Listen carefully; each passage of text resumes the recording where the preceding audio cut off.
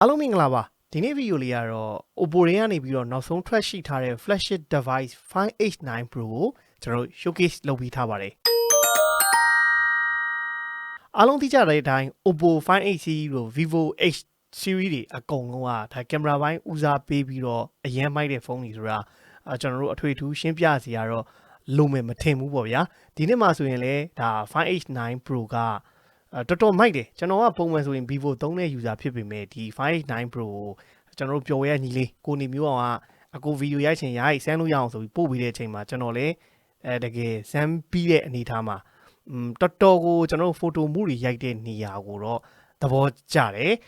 အရင်ဆုံးခဏအဲ့ဒါတွေအသာထားပြီးတော့ဒီကောက်မှာပါဝင်တဲ့ spec တွေအကြောင်း recap အနေငယ်ခင်ဗျားတို့ပြောပြပေးမယ်ပထမဆုံးဈေးနှုန်းကလောလောဆယ်မြန်မာပြည်မှာဝယ်လို့ရတာကChina လုံးတွေပဲဝယ်လို့ရတယ်16512ကို36သိန်းဝန်းကျင်နဲ့ဈေးကွက်ထဲမှာရောင်းနေတာကိုတွေ့ရတယ်ထိုင်းမှာတော့ global အလုံး589 Pro တွေထွက်နေပြီဘတ်4900ဝန်းကျင်နဲ့ရောင်းနေထင်ပါတယ်ထိုင်းဘက်မှာပေါ့နော်ဒါထိုင်းရဈေးကိုပြောတာအဲ့တော့ဝယ်ချင်တဲ့သူတွေအတွက်ဈေးနှုန်းအရင်ဆုံးသိပြီ big quality design အသားနာဘိုင်းနဲ့ပတ်သက်ရင်တော့589 Pro ကလုံးဝအချိုးကွေ့ကြီးပြောင်းလဲလိုက်တာပေါ့ဗျာကျွန်တော်ကင်မရာဦးစားပေးတဲ့ဖုန်းတွေဆိုရင်သိတဲ့အတိုင်းနောက်တက်မှာကင်မရာဝိုင်းနဲ့လာတဲ့အနေထားမှာဒီ589 Pro မြင်ချင်းဆိုရင်လည်းတော်တော်များများသဘောကျနိုင်တယ်ကင်မရာပြပြကြီးကအလေတက်မှာမရှိတော့ဘူးဘေးထောင်ကိုကတ်ပေးလိုက်တဲ့အချိုးအကွေ့ပြောင်းလဲရဲတဲ့ဒီဇိုင်းကိုတော့သဘောကျလိမ့်မယ်နောက်ချင်းနေပစေတွေကလည်းတော်တော်တိတိတတ်တာသေးတယ်ဒီကောင်က 1.15 mm အထူလောက်ပဲရှိအောင်လုပ်ထားတော့တော်တော်ကိုပါတဲ့ချင်းနေပစေတွေနဲ့သုံးရမယ် IP69 ပါတာဖြစ်တဲ့အတွက်ဒါရေဆိုခံတဲ့ separate proof ဘာညာမကြောက်ဘူး underwater photography တွေဘာတွေပါဝင်လာတာလဲလုံးဝ perfect ပဲလို့ပြောလို့ရတယ်ဖုန်းရဲ့ sensor ယူပိုင်းအတွက်ကတော့ MTK ကနေနောက်ဆုံးထွက်ရှိထားတဲ့ Dimensity 9500ကိုတက်ဆင်ပေးထားတယ် Daily Drive T ကိုချောချောမွေ့မွေ့အသုံးပြုနိုင်တယ်လို့နောက်ဆုံးထွက် SoC MTK ဟာကိုတက်ထားပြီမဲ့ခင်ဗျားပတ်ကြီးစော့ကျင်လားဒီပေါ်မှာ120 fps တက်ခါတယ်ပွင့်နေတာကိုတွေ့ရလိမ့်မယ် Ultra Extreme တခါတည်းပွင့်တယ် Mobile Legends စော့ကျင်လား Ultra 120 fps နဲ့စော့လို့ရတယ် HOK စော့မယ်ဟိတ်ဆိုရင်လည်း120 fps နဲ့ဆက်ပို့ပေးတာကတော့ဒီကောင်မှာမိုက်တယ် display အနေနဲ့ကတော့ 6.78 inch ရှိရဲ့ LTPO AMOLED display ကိုတက်ပေးထားတယ်1 to 120 Hz refresh rate ကိုချိန်ညှိပေးနိုင်တာဒီကောင်ကမိုက်တဲ့အချက်နောက်ထပ်ကောင်းလာတော့ color gamut အနေနဲ့ P3 ကိုအသုံးပြုပေးထားပြီးတော့ကျွန်တော်တို့ဒီညဘက်မှာဒီ screen ကိုကြည့်တဲ့အချိန်ဆိုရင်1 nit T brightness ကိုချော့ချပေးနိုင်တာလေ P brightness 3600 nit အထိရတယ်ပုံမှန်ကျွန်တော်တို့ high brightness က1800 nit နဲ့ပုံမှန်သုံးတဲ့အချိန်မှာဆိုတော့800 nit နဲ့အလုပ်လုပ်ပေးမယ်ဆိုပြီးတော့ကြော်ညာထားတာကိုတွေ့ရတယ်ပုံမှန်ပါနေကြ flagship device ဖြစ်တာကြောင့် eye feature တွေ touch brightness certify ရတာတွေကဒီကောင်မှာပါဝင်ပြီးသားဖြစ်ပါတယ်ကျွန်တော်တို့နောက်မှာစမ်းသုံးကြည့်တဲ့အနေအထားတစ်ခုမှလည်း display ရဲ့ရုပ်ထွက် quality ကတော်တော်လက်ခံလို့ရတဲ့အနေအထားရှိသလိုပါဝင်တဲ့ဒါ dual stereo speaker ကလည်း multimedia ခံစားဖို့အတွက်တော်တော်အဆင်ပြေတဲ့ဖုန်းတစ်လုံးဖြစ်တယ်အဓိကဒီကောင်ရဲ့ကောင်းတဲ့အချက်ကတော့ကင်မရာတွေပေါ့ဗျာကင်မရာတွေကကျွန်တော်တို့သိတဲ့အတိုင်း589 Pro ဒီကောင်းတယ်လို့တော့သိကြတယ်ဟိုရိုက်ပြီးဟိဆိုရင်တော့ travel camera setup ပဲပါတယ်လို့ထင်ကောင်းလဲထင်နိုင်တယ်ဒါပေမဲ့ဒီကောင်မှာပါတာတကယ်တမ်းပြောရရင်ကင်မရာ၄လုံးအဲ့ဒီအကြောင်းကိုကျွန်တော်ရှင်းပြမယ် main camera ကတော့ Sony IMX 882 sensor ကိုသုံးပေးထားတဲ့15 megapixel ပါဝင်တယ်OIS လည်း support ပေးတယ်ဒါကတော့အထွေထူးပြောစရာမလိုဘူးဒါသည်ကျွန်တော်တို့ Vivo H300 Pro မှာပါဝင်တဲ့ camera setup main sensor တူတယ်နောက်ထပ်က telephoto lens Samsung HP5 sensor ကိုသုံးပေးထားပြီးတော့ဒီကောင်က aperture size လေးနည်းနည်းဒါ Vivo ထက်ပိုကြီးတာကိုတွေ့ရတယ် Vivo မှာတော့ Samsung HBB sensor ကိုသုံးပေးထားတာဒီ HBB sensor ကတော့ Vivo ကသူ့အတွက်ကို Samsung နဲ့ customize လုပ်ပြီးတော့သုံးလို့ရအောင်လုပ်ပေးထားတာဖြစ်တဲ့အတွက်တော့ telephoto ဘိုင်းမှာဆိုရင်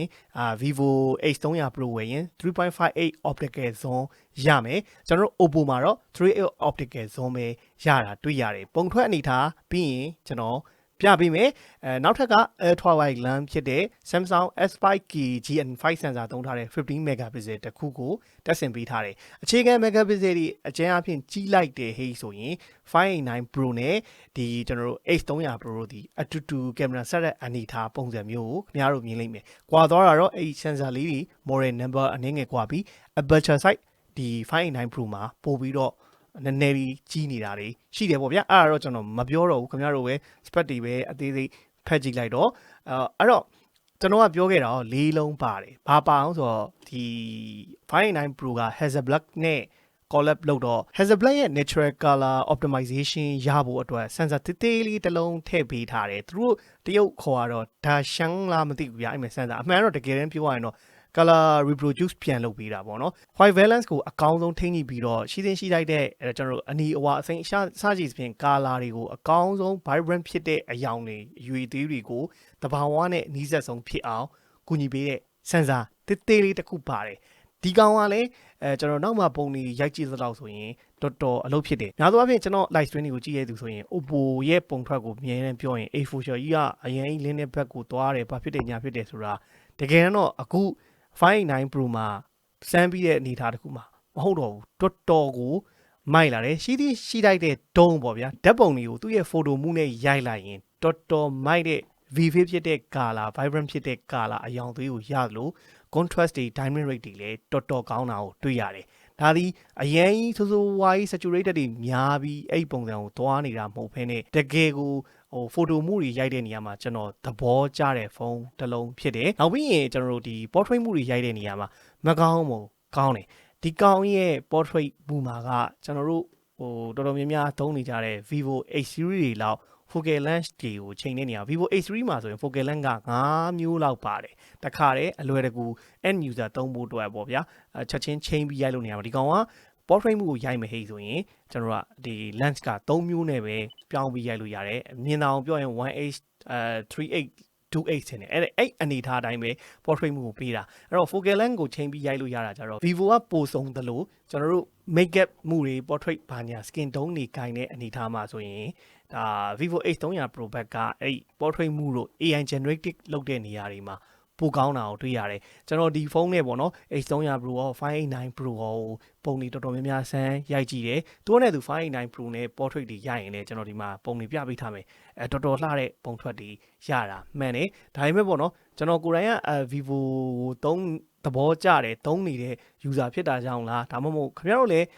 တော်တော်များများကလည်းအဲ့လိုပေါ့နော်အဲ့လိုဘယ်လို portrait မှုတွေကောင်းကောင်း clip ပြီးရိုက်ချင်တဲ့ hate တော့ Vivo ကိုပိုကြိုက်နိုင်တယ်589 Pro ကမကောင်းတာမဟုတ်ဘူးเนาะ589 Pro ဒီကောင်းတယ်နောက်ပြီးတော့ဒီ level ရောက်လာတဲ့ flagship device တွေပေါ့ဗျာခင်ဗျာ H300 Pro ပဲဝယ်589 Pro ပဲဝယ်ရိုက်တဲ့ပုံရိပ်တွေမှာ detail တွေ sharpness တွေကောင်းကောင်းရတယ်ဒါပေမဲ့ဗျာဖုန်းတွေမှာဓာတ်ပုံရိုက်ပြီးရင် computational photography ဆိုတဲ့ကိစ္စကရှိတယ်အဲ့ portrait ဘိုင်းနဲ့ပတ်သက်ပြီး computational photography ပိုလှခြင်းတဲ့သူဆိုရင်ခင်ဗျာ H300 Pro ကပိုဆုံးတဲ့ feature တွေပါတာကိုဆိုလိုခြင်းဖြစ်တယ်ဒီ589 Pro နဲ့ရိုက်တဲ့ဟိဆိုရင်လည်းအရန်မိုက်တဲ့ detail တွေ sharpness တွေ edge detection တွေ skin tone ကင်တာတွေကိုရပြီမယ်ကျွန်တော် version နဲ့အရပါခင်ဗျားတို့589 Pro ကိုကြိုက်နိုင်တယ်ဒါပေမဲ့ကျွန်တော်ဒီ H300 Pro ပိုကြိုက်တယ်နောက်တစ်ခုက Vivo နဲ့589 Pro နဲ့မှာAI generated ကင်ရပြီဗျာအထူးသဖြင့် telephoto lens တွေ night shot တွေရိုက်လိုက်တယ်အဲ့လိုအနေထားဒီရိုက်တဲ့ထွက်လာတဲ့ computational photography AI generated လုပ်တဲ့နေရာမှာလဲ Vivo ရဲ့ H300 Pro ပုံထွက်တွေကတချို့နေရာမှာပိုကောင်းတယ်အဲ့တော့အထူးသဖြင့် AI ပါလာပြီးသူ AI နဲ့နိုင်ကင်တဲ့နေရာမှာတော့Vivo ကနည်းနည်းလေး image processing ဘိုင်းမှာပိုနိုင်ရှိတာကိုတွေ့ရတယ်ဒါတော့ဒီ589 Pro မှာသူ့ရဲ့ကျွန်တော်တို့ Lumo picture engine လားမသိဘူးဗျာကျွန်တော်ဒီမှာတော့ပုံလေးထုတ်ဝေထားမယ်ဒါ image processing ဘိုင်းနဲ့ပတ်သက်ပြီးတော့ဒီကောင်လေးကိုပါဝင်တယ်လို့လိုက်အနေထား flash me တွေသုံးပြီးတော့ portrait ရိုက်တဲ့နေရာမှာလည်းအကောင်းဆုံးဖမ်းယူနိုင်ဖို့အတွက်ကျွန်တော်တို့ digital camera တွေမှာတွေ့ရတဲ့ CCD technology ကလည်းဒီကောင်မှာပေါင်းပြီးထားပါတယ်ဒါပေမဲ့ကျွန်တော်အနေနဲ့ပြောရရင်ဗျာဘာမြင်သာအောင်ဘယ်လိုပြောရမလို့ဆိုတော့ဗျာဘာဝကြအယောင်သွေးကြိုက်တဲ့ portrait တွေကိုရိုက်ချင်589 Pro ကမိုက်တယ်ဘလို့အနေထားမှာပဲဖြစ်ဖြစ်ခမားချစ်သူ main ကလေးကောင်းမလေးတွေကိုရိုက်ပေးမယ်ဟိဆိုရင်တော့ H300 Pro ကပိုလှတဲ့ပိုစုံတဲ့ portrait အစုံနဲ့ရိုက်လို့ရမှာသေးကြတယ်အဲ့ဒါကျွန်တော်ဒီမှာပုံကြီးပြပေးထားမယ်ဗျာခင်ဗျားတို့ရှင်းပြီးတော့ကြည့်သွားကျွန်တော်ဒီရှေ့မှာ recap မှာဒီအကြောင်းကိုဘာလို့အများကြီးထည့်ပြောသွားတာလဲဆိုတော့ဒီဖုန်းကိုဝင်မဲ့သူတော်တော်များများဒီVivo လား Oppo လားဆိုတဲ့နေမှာကျွန်တော်အတွေ့အကြုံကိုဒီမှာပြောသွားတာဒါပေမဲ့ဗျာphoto မှုတွေပေါ့နော်အလင်းရောင်တကယ် AI generated တွေမလိုတော့ဘူးအလင်းရောင်ကောင်းရှိတဲ့နေရာမှာ realistic ဆန်ပြီး natural look ကိုရတာသူ့ရဲ့ Hasselblad technology ကတကယ်မိုက်တဲ့ပုံရိပ်အရေးသွေးတွေကိုရတယ်လို့ပါဝင်လာတဲ့သူကျွန်တော်တို့ color reproduce လုပ်ပေးတဲ့ sensor လေးကလည်းတော်တော်အလုပ်ဖြစ်တယ်လို့ပြောလို့ရပါတယ်ကျွန်တော်တို့အရင်တုန်းကထင်ခဲ့သလို exposure များတဲ့ပုံစံမျိုးကိုသွားရတာမဟုတ်ပါဘူးတကယ်ကို white balance 99နဲ့ vivid ဖြစ်တဲ့ပုံမှန် photo မှုတွေရိုက်တယ်ဟဲ့ဆိုရင်ခင်ဗျားက 5.9 Pro ကိုတကယ်ကြိုက်မှာပါ video ဘိုင်းနဲ့ပြန်သွားရရင်Vivo ကနည်းနည်းလေးတာလိမ့်မယ်ဆိုတော့ဟိုလိုမျိုးကိုပြောတာမဟုတ်ဘူးဒီကောင်ကကျွန်တော်တို့ဗျာportrait video ရိုက်ချင်တယ်ရှေ့ချီနာက iPhone နေနဲ့ပြောရရင် cinematic video ပုံစံမျိုးကVivo X300 Pro မှာတခါတည်း function ထည့်ပေးထားတာကိုတွေ့ရတယ် Oppo မှာတော့အဲ့ဒီ feature မတွေ့ရဘူး Oppo က 4K 120fps ထိပဲ video ရိုက်လို့ရတဲ့အနေအထားတစ်ခုမှာVivo ကကြတော့ကျွန်တော် 8K ထိ 8K 30fps နဲ့ 8K 30fps video ရိုက်လို့ရတာ Vivo ဘက်အချမ်းနည်းနည်းတာတယ်နောက်ဒီကောင်လေးမှာပါဝင်တဲ့ကျွန်တော်တို့ OIS ပေါ့ဗျာတနည်းအားဖြင့်ပြောရင်stabilizer OIS video ရိုက်မယ်ဓာတ်ပုံရိုက်မယ်ဟိဆိုရင် stabilizer နဲ့ပတ်သက်ပြီးတော့အဲ့လိုသုံးလို့ကောင်းတာ gimbal grade လို့သာနှစ်ခုလုံးမှာကြော်ညာတဲ့နေရာမှာ H300 Pro ရဲ့ OIS ကိုကျွန်တော်ပို့ပြီးတော့သဘောကျတယ် H300 Pro မှာဆိုတော့ Super 5.5 အထိရတဲ့ OIS ကိုသုံးပေးထားသလို telephoto lens တွေရိုက်တဲ့နေရာမှာလည်းပိုငြိမ်တယ်လို့ခံစားရတာပေါ့နော်လက်တစ်ဖက်တည်းကင်ပြီးတော့ရိုက်မယ်ဟိဆိုရင်တော့ပို့ပြီးတော့ငြိမ်ပြူဖြစ်တာကVivo ကပို့ပြီးတော့ OIS နဲ့ပတ်သက်ပြီးပို့မိုက်တာကိုတွေ့ရပါတယ်ဒါကဒီနှစ်ခုမှာကျွန်တော်ခဏစမ်းနေရင်းနဲ့တွေ့တဲ့အတွေ့အကြုံတွေကိုခင်ဗျားတို့ရှေ့ recap မှာပြောသွားတာကျွန်တော်တို့ပုံမှန်တိုင်းစာအုပ်ကြီးတိုင်းနောက်မှာရိုက်ထားတဲ့ပုံလေးဘယ်လိုရှိရပါညာတော့ပါမယ်နောက်battery ဘိုင်းနဲ့ပတ်သက်ပြီးပြောရရင် Vivo X300 Pro က6500ဝန်းကျင်ရှိတဲ့အနေအထားတစ်ခုမှာOppo က9500 batteryတော်တော်လေးခံတယ်လို့ပြောတယ်ဒီနှစ်ခုကိုလည်းကျွန်တော် daily drive ကို single ထည့်ပြီးတော့ခင်ဗျားတို့ Note 15 Pro ဆန်းခဲ့တယ်လို့ဒီနှစ်ခုကိုလည်းဖြိုင်းလို့ဘယ်လိုအနေထား battery drain တော့ကျွန်တော်တရက်အချိန်ရတဲ့အနေထားမှာ daily drive ကိုအတိအကျစမ်းပေးမယ်ကောင်းတာတော့ဗျာ 5.9 Pro က9500 mAh ပါတာဖြစ်တဲ့အတွက်ပိုခံတယ်ကောင်းတယ်လို့တော်တော်များများပြောတာလေတွေးပြီးသားဖြစ်ပါလိမ့်မယ်ဒါပေမဲ့ကျွန်တော်တို့တော့စမ်းကြည့်အောင်ပဲဘာလို့ဆိုလက်ထဲမှာနှလုံးလုံးရှိနေတာကြောင့်ပါချာချင်ပိုင်းနဲ့ပတ်သက်ပြီးတော့ 5.9 Pro က 80W နဲ့အားသွင်းရမယ် wireless charging 50W ရမယ် other feature တွေအနေနဲ့ကတော့ ultrasonic fingerprint ပါဝင်လာတော့သူ့မှာသုံးထားတဲ့ haptic motor လည်း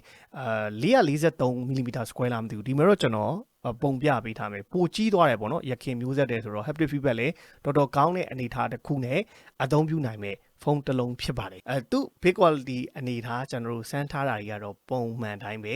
နောက်မှာထည့်ပေးထားတယ်ခင်ဗျားတို့အသေးစိတ်သွားပြီးတော့ကြည့်ပေးပါဦး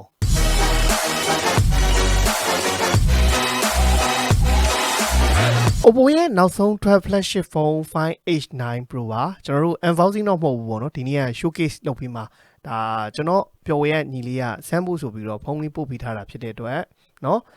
ဒီ 5H9 Pro ကိုသူကတော့ unboxing လုပ်ပြီးသားကျွန်တော်တို့ဘူးထဲမှာတော့ဘာတော့ကြည့်မယ်ဆိုတော့ပုံမှန်တိုင်းတော့เนาะဒါဒီကောင်က titanium color ထင်တယ်เนาะအဲ့ကောင်လေးပါမယ်အရောင်ကတော့ပုံမှန်ပါနေကြ TPU cover အဖြူရောင်လေးပါတယ် Sin ejector ပါမယ် Type C ဂျို 80W charging ကောင်းလေးထည့်ပေးထားပါတယ်ဒါကတော့သူ့ဘူးထဲမှာပါတဲ့ဟာကိုကျွန်တော်ကပြပေးတာ Oppo 589 Pro ရဲ့ big quality design အသားနာเนาะ flat cover flat frame ကိုမှလက်ထဲမှာကောင်းကင်လို့ရအောင်ဘောင်လေးတွေမှာလုံးပေးထားတာကိုကျွန်တော်တို့တွေ့ရတယ်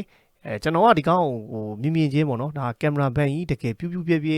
မဖြစ်နေတာပေါ့နော်အဲ့အနေထားဟိုကဒီပုံစံဒီဇိုင်းကင်မရာအထားသူလေးကိုတော့ကျွန်တော်က personal ရတကယ်ကိုသဘောကျတာပါ display ရဲ့ spec ကိုခဏအသာထားပြီးတော့သူ့ရဲ့ချင်းနေပါစေတွေအကြောင်းပြောရရင်တော်တော်ကိုပပလေးဖြစ်တဲ့ 1.15mm ပဲရှိအောင်လုပ်ပေးထားတာတော်တော်မိုက်တယ်ဒီတိုင်းမှာခင်ဗျားတို့ဟိုပြောပြဖို့အတွက်ကျွန်တော်စမ်းသုံးနေရင်သူ့မှာပါဝင်တဲ့ ColorOS 16ကသုံးရတာတော်တော်ကိုဒီ 5H9 Pro ပေါ်မှာ smooth ဖြစ်နဲ့တော်လက်သုံးလို့ရတာလေသဘောကျစေတဲ့အချက်ထဲမှာပါတယ်ကင်မရာပိုင်းကိုကျွန်တော်တို့ပြန်လှည့်ကြအောင်ပေါ့အားလုံးသိထားတဲ့အတိုင်းပုံမှန်အားဖြင့် 5.9 Pro ကိုကြည့်လိုက်မယ်ဟဲ့ဆိုရင်ကင်မရာဆက်တဲ့3လုံးကတော့တိတာထင်ရှားစွာမြင်လိုက်မယ် main camera telephoto lens ultra wide lens ပါတယ်ဆိုတော့အခြေခံအားဖြင့်တီးပြီးသားသူ့မှာဒီ Hasselblad ရဲ့ကျွန်တော် color လောက်တဲ့နေရာမှာ Hasselblad ရဲ့ natural color tone တွေကိုရအောင်ကူညီပေးတယ်ဒီမဲ့ color reproduction lens လေးတစ်ခုပါတယ်ပေါ့နော်ဒီကောင်ကပဲ Hasselblad ရဲ့ natural color optimization ရအောင်ကူညီပေးတဲ့ sensor ပေါ့ပြောရရင်တော့လေးလုံးပါတာပါဒါလေးကတကယ်လေအသုံးဝင်ပါတယ်နောက်မှရိုက်တဲ့ကျွန်တော် natural look တွေရအောင်ဒီကောင်ကပဲကျွန်တော်ဒီ sensor ပေါ့နော်ကူညီထောက်ပံ့ပေးတာဖြစ်ပါတယ်အားလုံးသိထားတဲ့ main camera Sony IMX882 သုံးထားတဲ့15 megapixel aperture f1.5 နဲ့သုံးရမယ် main camera တက်ဆင်ပေးထားတယ် H300 Pro နဲ့အတူတူနီးပါး sensor သုံးပေးထားတာဖြစ်ပါတယ် telephoto lens မှာတော့200 megapixel sensor သုံးပေးထားတယ် Samsung ရဲ့ HP5 sensor ကိုသုံးပေးထားပြီးဒီကောင်မှာတော့ aperture size နည်းနည်းလေးပိုကြီးပါတယ်နောက်တစ်ခုကတော့ Samsung ရဲ့ S5K GN5 သုံးထားတဲ့15 megapixel ultra wide lens လေးတက်ဆင်ပေးထားတာဖြစ်ပါတယ်ဒီမှာတော့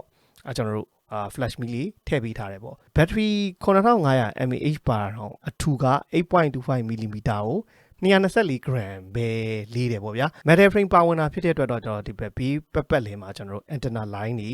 ပါဝင်တာကိုတွေ့ရမယ်ဒါပေမဲ့ H300 Pro လောက်တော့မထွက်ဘူးပေါ့နော်ဒီကောင်လည်းထွက်ပါတယ်ဗာပြောနှစ်ခုလုံးကတော့ camera band ထွက်တဲ့အထက်မှာပါတယ်အပေါ်ဘက်မှာတော့ကျွန်တော်တို့ဒါ iron blaster လေးထည့်ပေးထားတာတွေ့ရတယ်ဒီဘက်ဘေးမှာတော့ကျွန်တော်တို့ volume up down power button ဒီမှာကဒါကျွန်တော် camera button ပေါ့နော်ဒီကနေပြီးတော့နှစ်ချက်နေတိုင်း camera ရဲ့ဝင်တာတို့နောက် zoom in zoom out ဆွဲလို့ရတဲ့ဟာတွေကဒီကောင်မှာလုပ်လို့ရတယ် shortcut key လေးနောက်ပြီးရင်ဒီမှာကျွန်တော် speaker တစ်လုံးပါမယ် mic type C ပေါ်နဲ့ဒီမှာ sensor လေးထည့်ပေးထားတာတွေ့ရတယ်ဒီဘက်ဘေးမှာခလုတ်တစ်ခုပါသေးတယ်ဒီကောင် shortcut button flagship phone တွေရဲ့ရိုးရမပြတ်ပေါ့ဗျာsingle ကတော့2ကတ်ထည့်လို့ရတယ် memory ကတ်ထည့်သွင်းအသုံးပြုနိုင်မှာမဟုတ်ပါဘူးရှေ့ဘက်မှာတော့50 megapixel selfie camera ကိုထည့်သွင်းပေးထားတာပါ screen size ကကျွန်တော်တို့ 6.78 inch ရှိတဲ့ LTPO AMOLED နဲ့ကြည့်ရမယ် 1.5K resolution နီးပါပဲ panel က1 billion color showing ဆိုတော့ 10 bit panel နဲ့ပဲသုံးရမယ်ဘာပြောတော့ကျွန်တော်တို့ multimedia သုံးဖို့အတွက်တော့လုံလောက်တဲ့အနေအထားတစ်ခုမှရှိတယ် refresh rate က 120Hz နဲ့ရမယ် P3 color gamut support ပေးပြီးတော့ကျွန်တော်တို့ peak brightness 3600 နဲ့ဝန်းကျင်ရမယ်လို့ရေးထားတာကိုတွေ့ရတယ် local brightness ကတော့800နဲ့ high brightness 1800 nit အထိအသုံးပြုနိုင်မှာဖြစ်ပါတယ် eye feature တွေပါဝင်တယ်လို့ low light အနေထားမှာကျွန်တော်တို့1 nit အထိ display ရဲ့ brightness ကိုချော့ချနိုင်တယ် depth brightness certify ရတဲ့ကျွန်တော်တို့ panel ကိုပဲသုံးပေးထားတာဖြစ်ပါတယ်ကျွန်တော်တို့မြင်သာအောင်ကြည့်လို့ရအောင် casting လုပ်ပေးထားတယ် casting လုပ်တဲ့ back ကတော့တစ်ခါလေကြာရင်နှေးတာဖြစ်နိုင်တယ် wifi နဲ့ချိန်ထားတာဖြစ်လို့ပါအဲ့တော့အရင်ဆုံးကျွန်တော်တို့ဘာမှမပြခင် camera setting တွေကိုအရင်ပြခြင်းတယ်ဒီကောင်ကcamera ဦးစားပေးတဲ့ဖုန်းဖြစ်တာကြောင့်ပါနော်အဲ့တော့ 5.9 Pro မှာပုံမှန်တိုင်းကျွန်တော် master move ပါတယ်ဗျာ master move ဆိုတာကတော့တကယ်ကို digital camera နဲ့နီးစပ်ပြီးတော့ pro ကြရိုက်ချင်တဲ့သူတွေအတွက်စိတ်ကြိုက်ချိန်နေပြီးတော့ photo တွေ video တွေ raw file တွေရိုက်ချင်တဲ့ဟိဆိုရင်ဒီထဲမှာကျွန်တော်တို့ဝင်ရိုက်လို့ရတဲ့ feature တွေပါနော် video move ပါမယ် video ကဒီကောင်မှာ 4K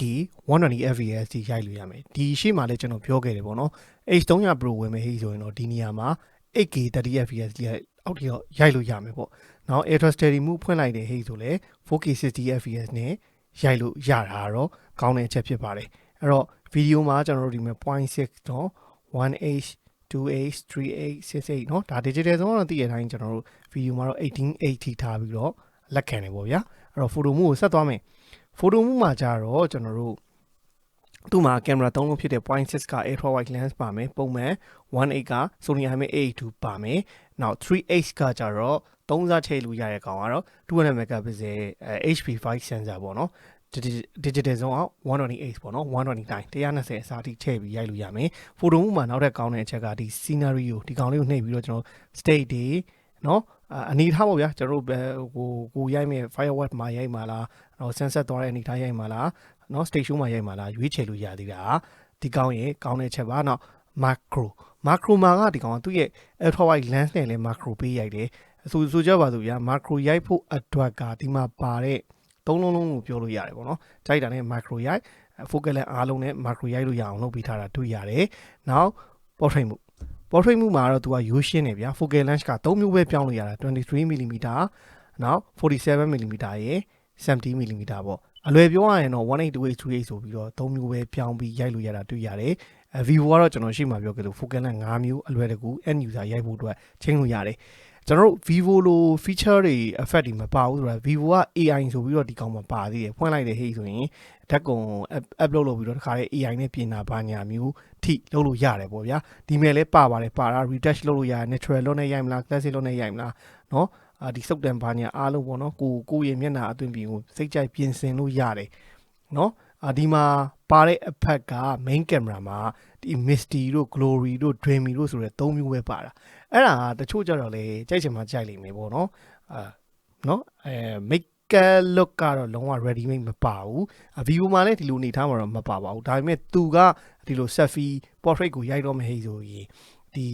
retouch မဟုတ်တော့ဘဲနဲ့ makeup look ဆိုပြီးတော့ ready made ရေးလို့ရတဲ့ဟာတွေကကျွန်တော်ရှေ့မှာပြပေးထားတဲ့ Vivo ဖုန်းမှာပါတဲ့ဟာမကြည့်ရသေးနဲ့တွားကြည့်အဲ့လို feature တွေပြောင်းတော့ကြတော့ဟို portrait ရိုက်ဖို့အတွက် feature စုံပြီးတော့သုံးချင်တဲ့ဟိဆိုရင် H300 Pro ကပိုမိုက်တယ်လို့ဆိုလိုချင်တာနောက်တစ်ခါ Hasselblad နော် Hasselblad high resolution ဆိုတာ Hasselblad နဲ့ collab လုပ်ထားတာဖြစ်တဲ့အတွက်သူက high resolution နဲ့ဒီ Hasselblad ရဲ့ MOOC တွေmegapixel အပြည့်စုံနဲ့ရိုက်ခြင်းပုံမှန် 0.6 နဲ့50 megapixel နော်1.8နဲ့50 megapixel 3.8နဲ့ရိုက်ခြင်းနဲ့200 megapixel ရိုက်ခြင်းနဲ့ဆိုတော့ဒီမှာပေါ့နော်200 megapixel ဒီထားပြီးတော့စိတ်ကြိုက်ရိုက်လို့ရတယ်သူကအဲ့လိုရိုက်တဲ့နေရာမှာ 4K light ဖွင့်ထားရေးဆိုရင် light motion photo တွေပါ record လုပ်ပြီးမယ်ဆိုပြီးတော့ပြောတာပါနောက်တစ်ခုက more ပေါ့ more ထဲမှာ night panorama pro video နောက် slow mo time lapse long exposure dual view video ကကြတော့ selfie camera ရဲ့ main camera ရဲ့ဖြိုင်းတူရိုက်လို့ရမယ် underwater photography ပါမယ် sticker နောက် AI ID photo ဆိုတာခင်ဗျားတို့ passport ပုံပေါ့ဗျာအလွယ်ပြောရင် test scanner ဟိုစာရွက်တွေဘာတွေမှာ scan ဖတ်ပြီးရိုက်ချင်တာ Brino scan ဆိုတာက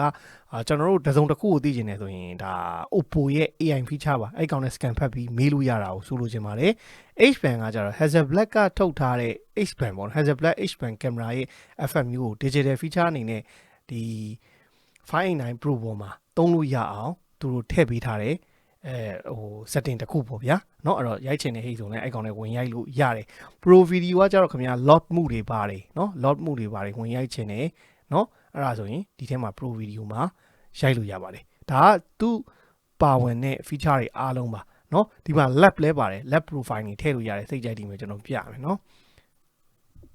HLG နဲ့ရိုက်ချင်တာလား SDR နော် SDR HDR ကြိုက်တဲ့ color profile နဲ့တခါလေးထည့်ပြီးတော့ရိုက်လို့ရပါတယ်เนาะပြဖို့ကြံခဲ့တာတခုရှိတယ်ဗီဒီယိုမှာကဒီကောင်က selfie ပေါ့ဗျာ selfie မှာကျွန်တော်ပြဖို့လိုတာပါတော့ဆိုတော့ 4K 60 fps selfie camera မှာလေဆက်ဖို့ပြီးတာတွေ့ရပါတယ်ဒီဘက်တော့ကျွန်တော်အမေ selfie ပုံလေးပါတယ်စမ်းတစ်ခါလေးခင်ဗျားတို့ရိုက်ပြလိုက်လို့ရတယ်နေဦးဗျ motion photo လေးပိတ်ထားလိုက်မယ်မိုက်ပါတယ်เนาะအမေ again the light เนาะဒီကောင် live ပြိုက်လို့ရတယ် processing တိုင်းလေးခဏဆောင်ပြီရပြီလား processing ပြီးသွားပြီလားဟောနော် processing ကိုမှပြီးသွားတာနောက်ဒါ gun စလိုက်ရိုက်တဲ့ဟေးဆိုနေမယ် skin tone လေးပါတယ်ရတယ်တွေ့လားဒါတော့ flash white ဖြစ်သွားပြီလीဗျာနော်လှပါတယ်ချောပါတယ်နော် Oppo လဲ Oppo ရဲ့ color tone ပေါ့နော်မိုက်ပါတယ်ဒါပုံမှန်ကျွန်တော်တို့ photo ပဲရှိသေးတယ် portrait ဆိုရင်ခင်ဗျာရှစ်ကြည်နာဝါတွေရတယ်နော်ရှစ်ကြည်နာဝါတွေဒါတော့ view ကို short လိုက် aperture size သေးလိုက်တယ်ဟေးနဲလိုက်ရင်ခင်ဗျာပို့ပြီးတော့နောက်ကဝါသွားနိုင်မယ်processing time ခဏစရသွားပြီเนาะရသွားရင်တော့เนาะအဲ့ဒီ tension တွေအရင်ကောင်း skin tone တွေလည်း share เนาะအဲ့တော့မြင်တဲ့တိုင်းမှာပဲ 589 Pro ဒီကောင်က 512GB RAM က 16GB virtual RAM 12GB ရတော့ခင်ဗျာ 28GB ထိထားပြီးတော့သုံးလို့ရတယ်ပေါ့ဗျာเนาะဟို marketing 10နဲ့ပြောရရင်တော့ MediaTek Dimensity 9500ကိုသုံးပေးထားတယ် battery 9500 mAh ကိုမှ silicon carbon battery နဲ့ရေးပေးထားတယ်เนาะ Lumo camera system ဆိုတာသူ့ရဲ့ image processing စနစ်ကို Lumo pixel agent စနစ်လို့သူကသုံးတာပါ selfie 50 megapixel နောက်က50 200 megapixel သုံးလုံးပါမယ်နောက်ဒီမှာ performance booster တွေပါသေးရနော်သူကကျွေးထားတာနောက် security shape တဲ့နော် SN220T ပါတယ်တဲ့နော် charging က 80W 50W 50W က wireless charging ပါ screen size က 6.78 Pro HDR display ကိုသုံးပေးထားပါတယ်တဲ့ support IK တဲ့ IK ကိုလည်း support ပြီးမယ်လို့ရေးပေးထားတာပါဒါသူ့မှာပါတဲ့ feature ကျွန်တော်ပြပေးတာဖြစ်ပါတယ်နော်နောက်ပြီးရင် Oppo AI ကအခြားကျွန်တော်တို့ဟို Vivo ပဲဖြစ်ဖြစ် iQOO ပဲဖြစ်ဖြစ်အဲ့ဒီကောင်ထက်စာရင်တော့ Oppo AI ကသဘောကျစရာကောင်းတယ်ဆိုလိုချင်တာကဗျာကျွန်တော်တို့ဒီမှာ AI translate ပါတယ် AI translate ပါတဲ့နေရာမှာဟိုမြန်မာစာ support မပေးတာရှိရင်ရှိမယ်သူ translate ကသုံးလို့မိုက်တယ်ကျွန်တော်ဒီမှာ shortcut ကတော့ကျွန်တော် AI translate ကိုဒီမှာလောက်ထားရတဲ့အတွက်နော် shortcut က AI translate လောက်ထားတဲ့အတွက်ဒီမှာပေါ်လာပြီအဲ့မှာမြန်မာစာမပါတာလွဲပြီးတော့နော်ကျွန်တော်တို့ဘာသာစကားအမျိုး20ကျော်လောက်တခါတည်းဒီမှာသုံးလို့ရတယ်နောက် AI writing တို့နော်နောက် AI voice script တို့ဘာညာအကွိကွာအားလုံးရတယ်ဒါကမြန်မာလိုတော့မရတာလွဲပြီးတော့သုံးလို့ရတယ်ပေါ့ဗျာ နောက်ပုံမှန်တိုင်းကျွန်တော် display and brightness မှာ light မှုတက်မှုပါမယ်နောက်ဒီ light မှုတက်မှုကို schedule on off လုပ်ရမယ်နောက်တက်မှု setting နဲ့เนาะ auto brightness ကဖွင့်ထားရင်တော့ကောင်းတယ်ပေါ့နော်ဒါဖွင့်ထားရင်အလင်းရောင်ပေါ်မှာမူတည်ပြီးတော့ချိန်ကြည့်ပေးမှာကျွန်တော်တို့ကခုနကတော့ကိုယ့်အနေကိုပဲเนาะပိတ်ပြီး menu တွေချိန်နေ screen color မှုက vivid ရှိရယ် natural ရှိရယ် standard ရှိတယ်ပုံမှန်တိုင်းကတော့ standard ပေါ့เนาะကျွန်တော်ကတော့ vivid color ကိုသဘောကျလို့ဒီမှာ vivid နဲ့သုံးတာတော်တော်လေးကြည့်ရတာအဆင်ပြေတာကိုတွေ့ရတယ်ခင်ဗျားတို့က natural color အယောင်လိုချင်တယ်ဟေ့ဆိုတော့ natural နဲ့ကြည့်ပါเนาะစမ်းတာတော့ကျွန်တော်တစ်ခါလေးဒီမှာတော့ vivid နဲ့ပဲစမ်းပြလိုက်မယ်နောက် adaptive tone ကကြတော့ဒီ screen color temperature ဆိုတာ white balance ကိုပေါ့ဗျာဟိုcool ဖြစ်ချင်တာလား warm ဖြစ်ချင်တာလားချိန်ပြီးမှ adaptive tone အဲ့ဒါပိတ်ထားလိုက်ဘာလို့ဆိုတော့ तू ကခင်ဗျားတို့ညာပိုင်းရောက်တာနဲ့ warm ဖြစ်တဲ့ဘက်ပေါ့နော် blue light filter လုပ်ပြီးတော့တခါလေးဝါချင်းဘက်ကိုသွားမှာပေါ့ဗျာ one ဖြစ်တယ်ဟိဆိုတာဒီကျွန်တော်တို့ video color boost ပေါ့နော် on ထားပေါ့ဗျာဒါကျွန်တော်တို့ကြည့်တဲ့ video တွေမှာပိုကောင်းတဲ့ရုပ်ထွက် HDR SDR to HDR ဆိုတာ software ဘိုင်းနဲ့ကူညီပေးဖို့အတွက်ပေါ့နော် video color boost on ထားလိုက်တာအကောင်းဆုံးပဲနောက်ထပ်ကကျွန်တော် screen resolution က standard ထားလို့ရတယ် height ထားလို့ရတယ်အဲ့တော့ 1080p နေပဲသုံးပါเนาะကျွန်တော်တို့ဒီမှာမပြောင်းတော့ပြောင်းလိုက်ရင် screen ကြီးရက်သွားမှဆိုလို့ဟို casting လုပ်ထားတဲ့ဟာ refresh rate ကကျွန်တော်တို့ high standard auto slash ရှိရပေါ့နော် auto slash ပဲထားလိုက်ပေါ့နော်သူကဘာလို့ဆိုတော့ LTP ကိုနိပညာပါဝင်တာဖြစ်တဲ့အတွက်1 to 120 Hz ခင်ဗျားသုံးတဲ့ပုံမှာမူတည်ပြီးတော့အလိုလျောက်ချိန်ကြည့်ပေးမှာဖြစ်ပါတယ်ဒါပါပဲကျွန်တော်တို့ဒါကျွန်တော်ထူပြစရာမရှိတော့ဘူးနောက်ကကျွန်တော်ဗာရှိမလို့ဆို app ထဲမှာဝင်ကြည့်အောင် app ထဲမှာ app cloner ပါတယ်เนาะ app cloner ဆိုတော့ခင်ဗျားတို့ Facebook နှစ်ခုတို့ Viber နှစ်ခုတို့ Messenger နှစ်ခုတို့သုံးကြည့်ရင်ဒီထဲမှာဝင်ပြီးတော့ဟိုဟာလုပ်လို့ရတယ်ပေါ့နော်ပွားလို့ရတယ်နောက် app lock application တွေကို lock ခတ်လို့ရတယ်เนาะအဲ့ဒါရဲ့ပြီးရင်ကျွန်တော် battery ထဲမှာတော့ကျွန်တော်တို့ balance မှု power saving မှုဘယ်လိုအနေထားနဲ့သုံးမလို့ကျွန်တော်တို့ရွေးချယ်လို့ရတယ်အောက်မှာတော့ကျွန်တော်တို့ဒီမှာ battery health ပါတယ်เนาะ battery ကဒါအသစ်ဆိုတော့ 100% battery ရရှိတယ် charging က smart charging နဲ့သွင်းမလားဒါမှမဟုတ် custom charging limit ပေါ့เนาะဖုန်းရဲ့ battery lifetime စက်တာသုံးချင်တဲ့ဟိဆိုရင်ကျွန်တော်တို့က95% ပဲသုံးမှာပါညာဆိုပြီးတော့ချိန်ကြည့်လို့ရတယ်နောက် smart charging ကတော့ကိုယ်အသုံးပြုပေါ်မူတည်ပြီးတော့ battery ရဲ့တက်တန်းကိုရှေ့အောင်သူကလုပ်ပြီးမှာပေါ့ဗျာအဲ့ဒါတော့ AI နဲ့ခင်ဗျားတို့သွင်းမှာဒီဘက်မှာပါတဲ့ shortcut button လေးပြဖို့လို့နေတယ်เนาะဒီမှာ shortcut button လေးเนาะအဲ့ shortcut button ကခင်ဗျားဘယ်ဟာကိုသုံးကျင်တဲ့ဟာအလွယ်တကူထားလို့ရတယ်เนาะ silent vibration လုပ်တယ်အဲ့ကောင် set လုပ်လိုက်တယ်ဟေ့ဆိုရင်ရပြီเนาะဒီကောင် on off လုပ်ဖို့အတွက်ကဖိထားလိုက်ပေါ့เนาะဒါဆို vibrate မှုဖြစ်သွားပြီ silent ဖြစ်သွားပြီတစ်ချက်နှိပ်လိုက်ရင်တော့ဘာလုပ်တာတော့ပေါ်တာပေါ့เนาะအဲ့တော့ဒီမယ်ဒါဆိုရင် ring ဖြစ်သွားပြီဖိထားရမှာအဲ့တော့ဒီ shortcut button စိတ်ကြိုက်သုံးလို့ရတယ်အဲ့ button ကိုပြောတော့မှတတိယတော့တာရှိတယ် camera เนาะတော့ဒီမှာကျွန်တော် camera မှာဒီမဲ့ကျွန်တော်တို့ Sony တို့ iPhone တို့လို့ camera shutter button လေးပါတယ်ဒီကောင်ကကျွန်တော်တို့ဘာလုပ်လို့ရတာတော့ဆိုတော့ပုံမှန်အနေထားကနေပြီးတော့ဒီမှာနှစ်ချက်နှိပ်လိုက်တဲ့ဟိဆိုရင် camera တွေကိုရောက်သွားမှာ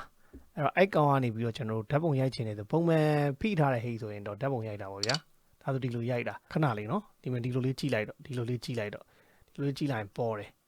เนาะ landscape နဲ့မှဒီက zoom ဆွဲလို့ရမှာ downlight ဆွဲလို့မရလို့เนาะဒါဆိုဒီ button နဲ့ပဲကျွန်တော်တို့ zoom ဆွဲတာပါညာလုပ်လို့ရတယ်ပေါ့ဗျာအဲ့ဒါလေးပြချင်တာပါခုနကင်မရာထဲမှာလည်းကျွန်တော်ပြဖို့မေ့ခဲ့လို့เนาะဒီ camera shutter button လေးအကြောင်းပြောဖို့မေ့ခဲ့လို့ပါเนาะဒါပါပဲဒီလို downlight ဆိုရင်တော့ကျွန်တော် zoom post ပြီးဆွဲလို့မရအောင်နောက်ထပ်ကကျွန်တော် accessibility ထဲမှာတစ်ချက်ဝင်ကြည့်ရအောင်เนาะ accessibility ထဲမှာဘာတွေပါတော့ဒါတော့ hearing တွေဘာတွေတုံးနေဟာနောက် window and gesture ကခင်ဗျားတို့ split view တွေ smart size ဘာတွေ floating window control content portal ဆိုပြီးတော့ဒီမှာပါတယ် on off ပါညာဒီထဲမှာဝင်လို့ရတယ်နောက် one hand မှုပြောင်းလို့ရမယ်နောက် glow မှုကခင်ဗျားတို့ sound တွင်းအေးလို့လက်အိတ်ဝတ်ထားတဲ့အချိန်မှာသုံးရင်ဖွင့်ပြီးသုံးလို့ရမယ် screen recording ပါမယ်နောက်အောက်မှာ OTG เนาะ OTG ပါတယ်ခင်ဗျားတို့ဖုန်းနဲ့ဒါဟိုဘာတော့ USB stick ထိုးပြီးသုံးကျင်တာတို့နောက် keyboard တွေ mouse တွေတက်ပြီးသုံးကျင် OTG connection ဆိုတာလေးကိုဖွင့်ပြီးတော့သုံးပြီးမှရပါမယ်နောက် game booster လည်းပါတယ်ပေါ့နော် game booster on off ဒီထဲမှာဖွင့်လို့ရတယ်ဒါကသူပါတယ် setting တွေပါဂျားထဲမှာဒီကောင်ကိုကျွန်တော်တို့စမ်းပြီးသုံးနေရင်းနဲ့ Color OS 16 ကလည်းသုံးရတာတော်တော် smooth ဖြစ်နေအဆင်ပြေတာတွေ့ရတယ်နောက်ပြီးရင်ကျွန်တော် K13 Turbo Pro တို့ဒီ Oppo ရဲ့ Color OS China အလုံးတွေကိုစမ်းတဲ့နေရာမှာ China အလုံးချင်းရှင်နေဟိဆိုရင်တော့ဒီကောင်က notification တက်တာမစိုးဘူးရိုင်းနောက်ကြတဲ့အထင်မှာတော့မပါဘူးပေါ့နော်ဘာမှ setting မပြင်ဘဲနဲ့တော့ကီတရီတာဖို့ Pro မှာဆိုရင် notification တွေပါလေတက်တယ်အဲ့ဒါတော့အဆင်ပြေတယ်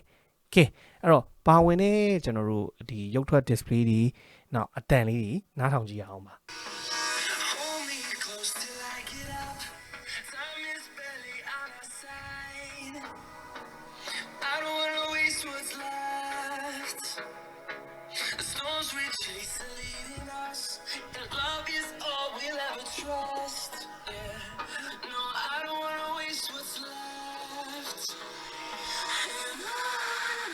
ကျွန်တော်တို့မြင်တွေ့ခဲ့တဲ့အတိုင်းပါပဲသူတို့ရဲ့ Pro HDR display ပေါ့နော် 6.78 inch က color accuracy brightness contrast ကောင်းပါတယ်နော်ကျွန်တော်တို့ HDR content တွေကြည့်ခဲ့နေရမှာလည်းမြင်တဲ့အတိုင်းကြည့်တောက်ရှင်းနော် vivid ဖြစ်ဖြစ်ကြည့်လို့ရတာကိုတွေ့ရမယ် speaker အတန်တက်အနေနဲ့ကလည်း flagship phone တွေရဲ့ထုံးစံတိုင်းပေါ့ဗျာဒီ level မှာရောက်သွားတဲ့ဟိတ်ဆိုရင်တော့ဘာလဲ speaker တွေလည်းကောင်းတယ်ပေါ့နော်အပေါ်အောက်တော့ balance တိတ်မဖြစ်ဘူးအောက်ဖက် speaker ပိုကျယ်တယ် bass and ဘာညာပို့ပြီးတော့ရတယ်ဒီအပေါ်ဘက်ကတော့နည်းနည်းလေးတိုးတာတွေ့ရမယ် ear speaker ကနေပြီးတော့အလုပ်လုပ်ပေးတာအကြောင်းလေးပါပါတယ်ဘာပြောပြောတော်တော်မိုက်တဲ့ကျွန်တော်အတန်ထွက်အနေထားကိုနားထောင်ရမှာပါ multimedia ဘိုင်းအတွက်ကတော့အဆင်ပြေပါတယ် i9 Pro ရဲ့9500ပေါ်မှာနော်စော့ကစားရင်ရမယ် graphic setting တွေကြည့်အောင်မကြည့်ခင်မှာအရင်ဆုံးဒီကောင်လည်းကျွန်တော်တို့gaming feature တွေပါတယ် game တာဖို့မှုလို့ပဲဟဲ့လားခင်ဗျားတို့ဒီဘက်မှာ game site ဘာလေးကိုဆွဲကြည့်လိုက်เนาะကျွန်တော်တို့ performance မှုနဲ့ဆော့မလား balance pro gamer မှုနဲ့ဆော့မလားဘယ်လိုဆော့ကျင်တော့เนาะ touch sensitivity ဘယ်လိုထားကျင်တော့ဒီမှာအကုန်လုံးရွေးချယ်လို့ရတယ်เนาะ screen recording တွေ screen shot ဘာညာအားလုံးလည်းဒီမှာလုပ်လို့ရတယ်ပေါ့เนาะဒါသူ့မှာပါတဲ့ gaming feature တွေ game site ဘာကနေပြီးတော့ကြည့်လို့ရတယ်เนาะအဲ့မဲ့ do ဆိုပြီးတော့အလွယ်တကူဒီမှာပြောင်းလို့ရတယ်เนาะအဲ့တော့အဲ့ဒါကတော့ခင်ဗျားတို့ဘာလို့စမ်းကြည့်လိုက်တော့နောက်ဒီမှာ mobile legend ကိုဆော့ကစားရင်ဘယ်လောက်ရမလို့เนาะ Mac quality ultra frame rate ultra ဆိုတော့120 fps နဲ့ခင်ဗျားတို့ mobile legend ကိုဒီကောင်ပေါ်မှာဆော့လို့ရပါမယ်ဘက်ထရီလည်းခက်မှာပါ9500 mAh silicon carbon battery ပါတာเนาะစမ်းစောကြီးမှာတော့သိမှာပေါ့နောက်ထပ် HOK ကျွန်တော် HOK ကို5.9 Pro မှာဆော့ကစားရင်ရမယ် graphic setting fps max resolution ultra ဆိုတော့အမြင့်ဆုံး setting အနေနဲ့ HOK ကိုဒီကောင်ပေါ်မှာဆော့လို့ရပါတယ် Battery ကို5.9 Pro ပေါ်မှာဆော့ကစားရင်ရမယ် graphic setting မှာတစ်ချက်ကြည့်အောင်ကျွန်တော် graphic smooth ultra extreme ဟာ120 fps တခါတည်းပွင့်နေအဲ့ဒါကတော့ share ပဲเนาะ SOC အတကြီးပါတာကိုတခါတည်း120 fps ပွင့်အောင်လုပ်ပေးထားတာတော့မိုက်တယ် super smooth နဲ့ smooth မှာကျွန်တော်တခါတည်း ultra extreme ဆိုတော့120 fps နဲ့ဆော့လို့ရတယ် balance မှာတော့ extreme ပဲနေပါပါ HD extreme HDR extreme ultra HDR ကြတော့လေ ultra HDR ultra ပေါ့နော်ထုံးစံတိုင်းအဲ့တော့ခင်ဗျားတို့ဒီကောင်ဝင်တခါတည်း battery ကို120 fps နဲ့ဆော့လို့ရပါပြီ sensitivity gyroscope sensor ပါမှာပါနော် Oppo ရဲ့အကောင်းဆုံး flagship device ပေါ်မှာပဲနော် gyro ပေါ်မှာပါပေါ်ပါလေခင်ဗျားတို့အဓိက battery ဘယ်လောက်ကုန်မုန်းလို့အပူဘယ်လောက်တက်မလို့အဲ့ဒါပဲစဉ်းစားဖို့လို့တာဒါမှမပေါ်ရင်လဲလားဟောကျွန်တော်တို့ဒီမယ်ကိုကြည့်ထားပါအဲ့တော့ကျွန်တော်တို့ဒါကတော့သူ့မှာရနိုင်တဲ့เนาะ battery graphic setting တွေနောက် gyro အနေထားတွေဖွင့်ခြင်းမှာဘယ်လိုအနေထားရှိတော့စမ်းပေးတာဖြစ်ပါတယ်ဒီလောက်ဆိုရင်တော့ 5.9 Pro မှာပါတဲ့ feature တွေအားလုံးပြည့်နေအောင်ကြည့်ခဲ့ပြီးပြီလို့ထင်ပါတယ်ပြောချင်တာကဗျာ 5.9 Pro ကဆွမ်းဆောင်ရည်တွေကဘာဖြစ်တယ်ဘလို့ဘာညာတော့ကျွန်တော်တိတ်ပြီးတော့ flagship phone တွေကိုမပြောချင်တော့အကောင်းဆုံးနောက်ဆုံးထွက်လာတဲ့ Dimensity SoC ပါတယ် game graphic တွေအကုန်ဖွင့်နေလက်ရှိခေတ်စားနေရလဲ 5.9 Pro ဝယ်ရင်ခင်ဗျာ battery ကန်တဲ့ဖုန်းတစ်လုံးကိုသုံးရမှာတေးကြတယ်စဉ်းစားမှာ H300 Pro လား 5.9 Pro လားဆိုသွားချင်တဲ့color science ပေါ့နော်ပုံထွက် image processing ကလုံးဝပြတာတလန်းတန်တလန်းပဲ 5.9 Pro ကကြတော့သူကcolor သွားချင်တဲ့ပုံစံ realistic ဖြစ်ပြီးတော့ natural look ကိုရတဲ့ဘက်ကိုသွားချင်တာကျွန်တော်တို့ H300 Pro Vivo ရဲ့ပုံစံကြတော့မြင်ဖောက်မင်းကျွန်တော်တို့ realistic တွေ natural center တွေလာမပြောနဲ့ဓာတ်ပုံရိုင်းလိုက်ပြီးဟေ့ဆိုတာ ਨੇ လှနေအောင်ပြင်ပေးမယ်တဘာဝကြရမကြရနောက်ဆိုတဲ့သူက H300 Pro ကိုကဖုန်းနဲ့ရိုက်တာပဲဖြစ်ကင်မရာ digital camera နဲ့နီးစပ်တဲ့တဘာဝကြတဲ့ပုံစံမျိုး natural look ကိုတအားလိုချင်တယ်အဲ့လိုမျိုး color way ကိုကြိုက်တယ်ဟေ့ဆိုရင်တော့ဒါကျွန်တော်တို့ H9 Pro က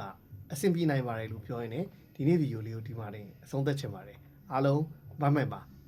စကားမဆက်ဒါက 589 Pro ရဲ့ရှေ့ selfie 4K နဲ့ရိုက်ပြီးတော့နောက်ဆုံးပုံမှာထည့်ပေးလိုက်တာပါ